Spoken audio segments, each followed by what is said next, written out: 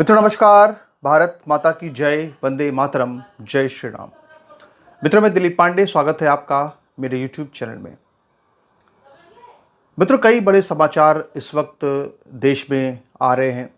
पश्चिम बंगाल का चुनाव नतीजा जिस तरह का आया है, उसके बाद पूरे देश के अंदर विपक्ष में एक बेचैनी सी देखी जा रही है। सबसे ज़्यादा जो बेचैनी है वो अखिलेश यादव के अंदर देखी जा रही है। ना सिर्फ अखिलेश यादव, बल्कि कहीं ना कहीं देखा जाए तो दिल्ली के अंदर जो बीजेपी की टॉप लीडरशिप है, वहां भी बेचैनी देखी जा रही है। और वहां बेचैनी इसलिए देखी जा रही है क्योंकि योगी की लोकप्रियता कश्मीर से कन्याकुमारी तक, गुजरात से बंगाल तक लगातार बढ़ती ही जा रही है। तो इन दोनों विषयों पर आज आपसे चर्चा करेंगे। सबसे पहले हम बात करेंगे अखिलेश यादव की। मित्रों अखिलेश यादव को पश्चिम बंगाल के नतीजे देखकर ऐसा लगता है कि सबसे बड़ा झटका लगा है। क्योंकि आप देखिए कि जब पश्चिम बंगाल के चुनावों पर चर्चा होती थी तो लोग ये कहते थे कि ममता बनर्जी की इतनी मुस्लिम बहुल सीटों पर उनकी ताकत है कि 90 सीटों से तो ममता बनर्जी का आंकड़ा शुरू होगा और उनके पास तो 30% वोट पहले से ही है। लगभग कुछ ऐसी ही स्थिति अखिलेश यादव की भी है यूपी के अंदर। उनके पास भी मुस्लिम vote bank, Yadav vote bank, बड़े बड़े वोट बैंक हैं। और देखा जाए तो लगभग उनकी भी शुरुआत जो है वो 28-29% वोट से होती है। लेकिन अब वो भी समझ चुके हैं, उनको भी पता लग चुका है कि अब मुस्लिम यादव वोट बैंक से वो सरकार नहीं बना सकते हैं। इसीलिए उन्होंने एक नारा दिया, पीडीए, यानी पिछड़ा, दलित और अल्पसंख्यक यानी मुसलमान। उन्होंने नारा दिया, उन्होंने पीडीए का नारा दिया। लेकिन अब जो पश्चिम बंगाल में हुआ है और जिस तरह से यूजीसी के बाद उत्तर प्रदेश में जो सामान्य वर्ग है उसकी नाराजगी साफ साफ नजर आ रही है। जहां एक तरफ अगर देखा जाए तो जो बड़े ठाकुर नेता हैं बृजभूषण शरण सिंह, जिनके बारे में लगातार इस तरह की चर्चाएं चल रही हैं कि वो समाजवादी पार्टी से चुनाव लड़ सकते हैं, समाजवादी पार्टी में शामिल हो सकते हैं, और उनकी जो बेटी हैं वो नोएडा की सीट से पंकज सिंह के खिलाफ चुनाव लड़ सकती हैं। इस तरह के समाचार चर्चाएं चल रही हैं। तो ठाकुरों को तो साधने के लिए तरह तरह के गणित और भी बहुत से हैं और बहुत ठाकुर नेता हैं, लेकिन ब्राह्मणों को साधने के लिए, क्योंकि सामान्य वर्ग नाराज है, यूजीसी को लेकर के नाराजगी है, लेकिन उनके पास कोई विकल्प नहीं है, उनके पास कोई सनातनी विकल्प नहीं है। आप समझ रहे हैं मेरी बात क्या है? सनातनी विकल्प यानी बीजेपी तभी हारेगी जब बीजेपी के खिलाफ में लोगों को कोई ऐसा विकल्प मिलेगा जो कि सनातनी विकल्प हो, हिंदुत्ववादी विकल्प हो। तो जाहिर सी बात है कि ब्राह्मण तो सोचेगा कि भाई अगर हमारे खिलाफ यूजीसी लाया जा रहा है, अगर हम जन्मजात अपराधी हमको बताया जा रहा है, तो नाराजगी तो उसके अंदर होगी, जाहिर सी बात है। तो ऐसी स्थिति में उस नाराजगी को भुनाने के लिए अखिलेश यादव ने अब किस तरह से लगातार एक के बाद एक पंडित जी प्रणाम कर रहे हैं। मतलब पंडित जी उनके लिए सब कुछ है। पंडित जी जो कहेंगे अखिलेश वही करेंगे। उनका एक बयान आया है, बड़ा दिलचस्प बयान है, तो मैं आपको बयान दिखाना चाहता हूं एक बार। लेकिन उससे पहले आप ये भी समझ लीजिए कि अभी पश्चिम बंगाल में नतीजे आने के बाद अगले दिन मंगलवार को उन्होंने एक ट्वीट किया था, और उस ट्वीट में उन्होंने ये कहा था कि सब सुख लहें तुम्हारी सरना, तुम रक्षक काहू को डरना। हनुमान जी याद आ रहे हैं सबको अब। तो आइए जरा सुनते हैं एक बार अखिलेश जी क्या बोल रहे हैं, फिर आगे बात करेंगे। उन्होंने कहा जो कुछ लिख दोगे आप वो मैं पूर्ण कर दूंगा। तो मैंने अपने रजिस्टर पे लिख दी दो बातें, एग्जैक्ट बता दिया उन्होंने कि मैंने ये लिखा है।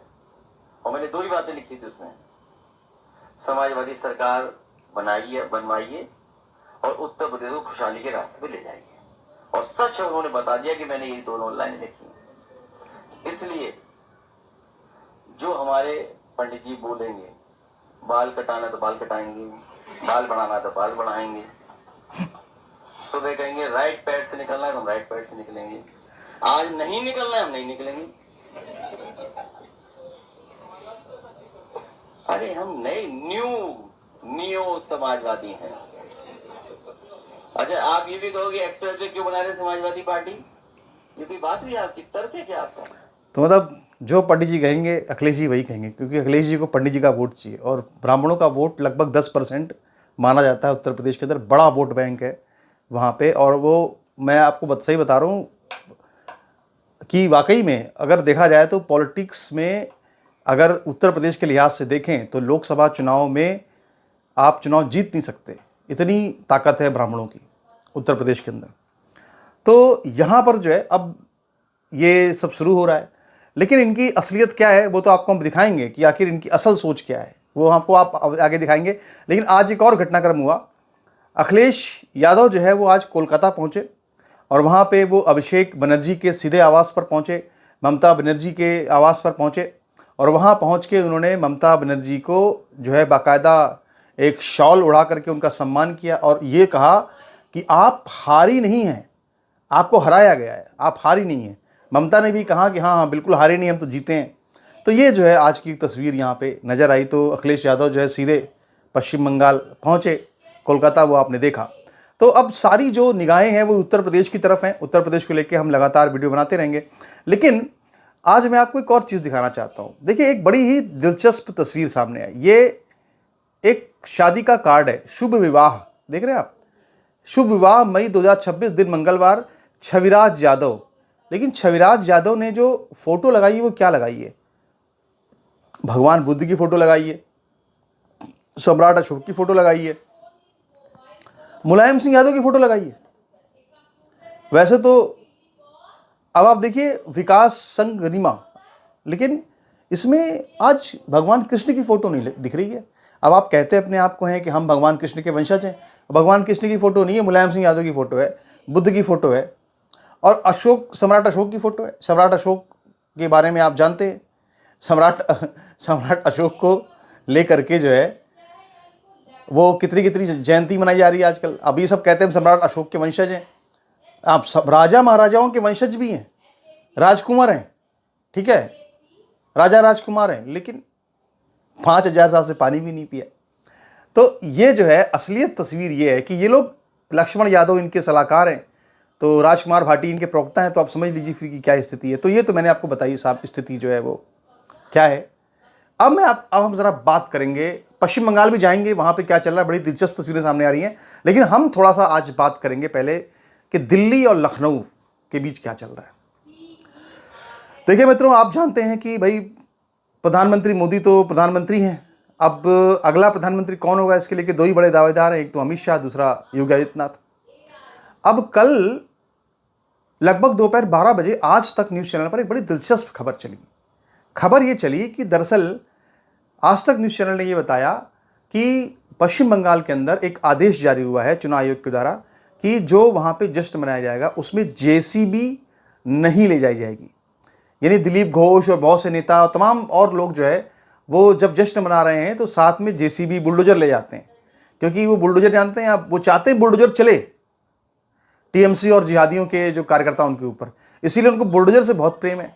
अच्छा, आप जानते हैं बुलडोजर से किसको बहुत प्रेम है? बुलडोजर से बहुत प्रेम तो योगी आदित्यनाथ को भी है। योगी आदित्यनाथ का तो चुनाव निशान हो जाना चाहिए बुलडोजर, उनको इतना प्रेम है बुलडोजर देख करके, उनको बड़ा आनंद आता है बुलडोजर से, ठीक है। तो अब वो योगी आदित्यनाथ मतलब बुलडोजर, बुलडोजर का ही प्रतीक आदित्यनाथ का शासन है इस समय पूरे देश के अंदर। इवन यहाँ तक कि अभी एक खबर आई महाराष्ट्र में, जहाँ पर कि किसी SC/ST व्यक्ति ने एक 4 साल की, जो 60 साल की उम्र थी, 4 साल की सामान्य वर्ग की लड़की के साथ में बलात्कार किया। और मैं यहाँ पे जात इसलिए बता रहा हूँ क्योंकि कुछ सारे दलित अच्छे हैं, लेकिन कुछ ऐसे दलित बुद्धिजीवी हैं जो कि बार बार ब्राह्मणों पर झूठे आरोप लगाते हैं शोषण के, बार बार कहते हैं कि ये लोग यूरेशिया से आए, बार बार कहते हैं कि 5000 साल को पानी नहीं पीने दिया। इसीलिए मैं जाति बता रहा हूँ। तो कोई रेप हुआ और उस रेप में, इसके बाद जब रेप पीड़ित जो थी उसके जो पिताजी थे, जब उनसे बात हुई एकनाथ शिंदे की, जो महाराष्ट्र के नेता हैं, तो एकनाथ शिंदे से उस रेप पीड़िता के पिता ने ये कहा कि जिस तरह से योगी आदित्यनाथ यूपी में बुलडोजर एक्शन लेते हैं, वैसी एक्शन जो है उस आरोपी के घर पर लिया जाए। आप सोचिए योगी की लोकप्रियता कितनी बड़ी है, कश्मीर से कन्याकुमारी तक है योगी की लोकप्रियता।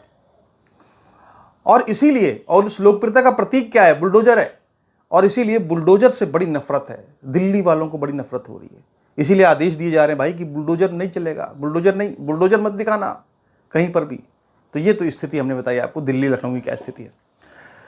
आपको दिखाते हैं जरा, देखिए साहब, ये जो है एक तस्वीर आ रही है पश्चिम बंगाल से। ये एक नाटक चल रहा है। टीएमसी की वर्कर है, क्या कह रही थी साहब कि हमारा सर फोड़ दिया। जरा देखिए पूरा वीडियो। ये वीडियो बना रही थी तो मैं वीडियो देखने दो ना।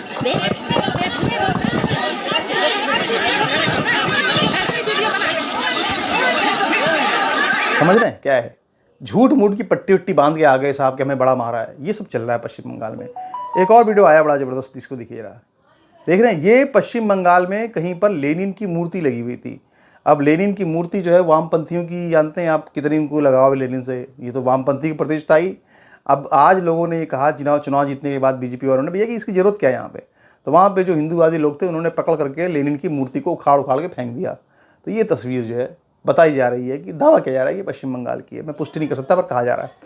तो ये बदलती राजनीति देश की, जिस पे हमने आपसे यहाँ पे आज चर्चा की। आपके इस पर क्या विचार है, अपने विचार रखिएगा और आगे भी आपसे हम बात करते रहेंगे। नमस्कार, धन्यवाद।